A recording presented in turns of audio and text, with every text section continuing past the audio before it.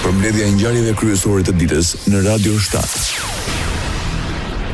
Ambasadore e Shteteve të Bashkuara të Amerikës në Shkup, Angela Geller, është e bindur se qeveria e Republikës Maqedonisë së Veriut është duke punuar për ndryshimet kushtetuese. Në intervistë televizive ajo deklaroi se në këtë drejtim po punohet në Bruksel dhe me vendet e tjera të Europës. I know that they are working very hard in Brussels and in other European capitals.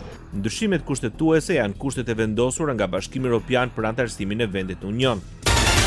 Deri në fund të këtij viti pritet të vihet në funksion tubacioni për derivatet e naftës Selanik Shkup. Për më shumë se një dekadë i ka qenë jashtë funksionit për shkak të mosmarrëveshjeve midis Greqisë dhe Maqedonisë. Kjo do të mundsojë transportimin e sasive më të mëdha të derivateve të naftës drejt rafinerisë Okta në Shkup, një kohë kur Serbisë i kërcënohet mungesa e energjisë. Kryeministri Istra Mickovski thotë se puna e qeverisë është të sigurojë që ky tubacion të vihet në funksion. Sipas tij, nëse do të ketë fitime më të mëdha nga kriza në Serbi, kjo do të varet nga sa mirë i menaxhojmë bizneset tona. Merret presidenti serb Aleksandar Vučić tha se nëse kompania NIS nuk merr licencën amerikane, kjo do të pasonte një ndalesë të plotë operacioneve të rafinerisë dhe asnjë bank nuk do të punonte me kompaninë nga dita e hënë.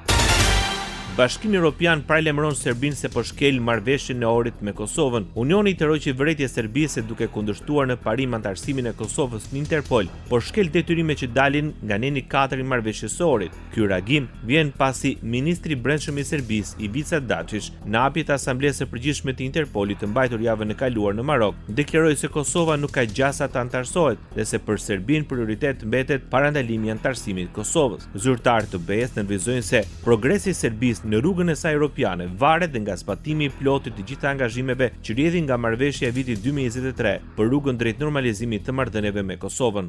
Rajoni. Kryeministri i detyrë i Kosovës Albin Kurti mbledh qeverinë dhe premton investime deri në 1 miliard euro në mbrojtje, teksa foli për shpronësimin e pronave të paluajtshme për ndërtimin e zonës industriale të mbrojtjes në Gjakov. Ai tha se aty do të ndërtohet fabrika e municioneve, prodhimet e së cilës do të dalin në fund të vitit 2026. Krahas fabrikës së municioneve, kjo zonë do të shërbejë edhe për investitorë të tjerë, me të cilët jemi në kontakt dhe do të prodhojmë lloje të ndryshme të produkteve ushtarake, dronët ushtarak dhe civil made in Kosova, premton Albin Kurti.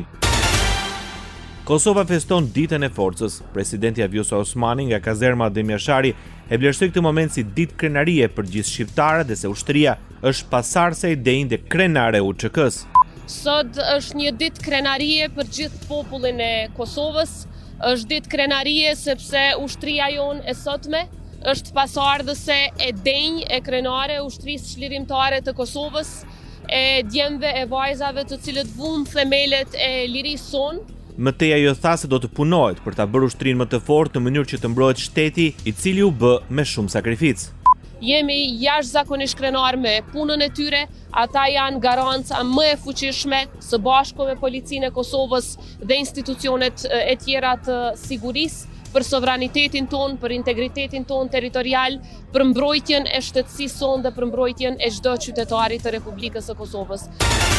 Kryeministri i detyrë Albin Kurti në ditën e forcës bëri një bilans të financimit të forcës së sigurisë gjatë këtyre viteve qeverisje. Në fjalën e tij Kurti u ndalë te sakrificat e dëshmorëve, duke nisur nga kryekomandanti Adem Jashari. Ndër të tjera i falenderoi Shtetet e Bashkuara të Amerikës dhe partnerët të cilët janë në krah të Kosovës dhe po e mbështesin. Duhet theksuar edhe sistemin antitank Javelin nga Shtetet e Bashkuara të Amerikës. Pastaj jemi në proces që të marrim edhe helikopter Black Hawk nga Shtetet e Bashkuara të Amerikës dhe ky është momenti që duhet t'i falenderojmë aleatët tonë, NATO-n, në veçanti Shtetet e Bashkuara të Amerikës që na qëndrojnë pranë edhe në pajisje me armatim me municion, por edhe me trajnime të shumta që i përmendi edhe presidentja Vjosa. Janë 4 fishuar trajnimet jashtë vendit, është 3 fishuar buxheti për mbrojtje për siguri dhe ky është një obligim që ja kemi mbrojtjes së atdheut ton.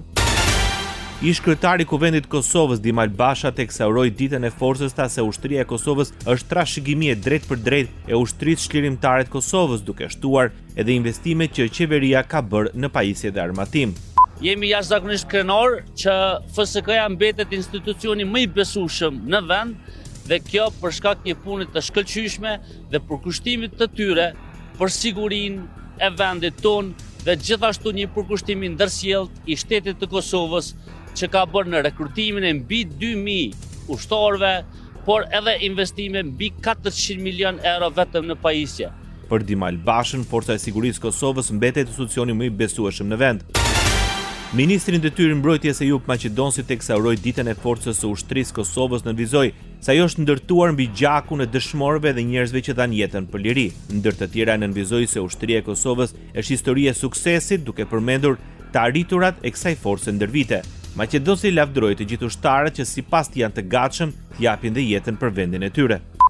Me fluturake në qiell, sisteme raketore dhe sisteme artillerie në tokë, autoblinda në rrugë dhe armë e pajisje moderne të këmbësërisë, po sigurohemi që forca jonë të fuqizoj kapacitetet e saj luftarake dhe të jetë e gatshme të përballet me çdo kërcënim dhe rrezik që synon të cenoj territorin dhe jetën e shtetarëve tonë. Radio 7, zëri pozitiv i qytetit.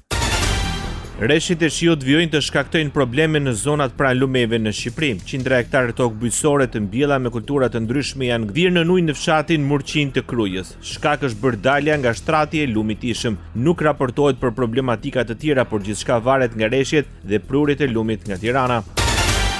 Dalin në protestë banorët e fshatrave në qafzes të Kolonjës mbi lumin në Sum. Protesta vjen pas të izolimit të mbi 10 fshatrave të cilët prej një javë vuajnë pasojat e shirave të rrëmbyeshëm dhe përmbytjeve që kanë dëmtuar rënd infrastrukturën.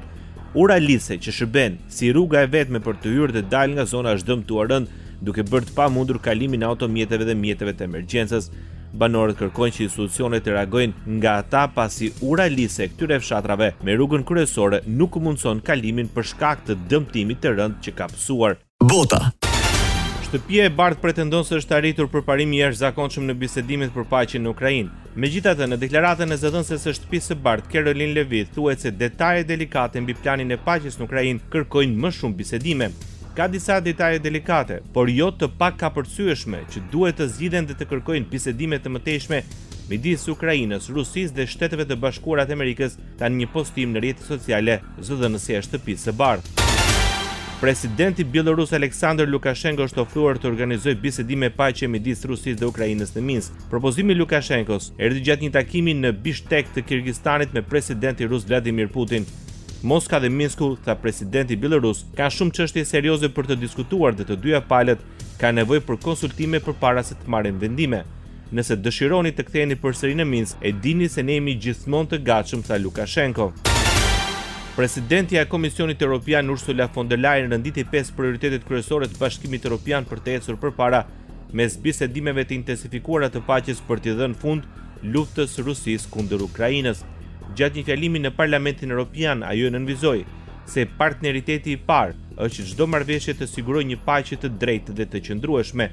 Any agreement should deliver a just and lasting peace. And it should ensure real security for Ukraine and Europe. E dyta është mbështetja e sovranitetit të Ukrainës. E treta sigurimi i nevojave financiare të Ukrainës. I katërti është asgjë për Ukrainën pa Ukrainën, asgjë për Europën pa Europën dhe asgjë për NATO-n dhe pa NATO-n. Ndërsa prioriteti i fundit është kthimi i çdo fëmijë e Ukrainës të rrëmbyer nga Rusia.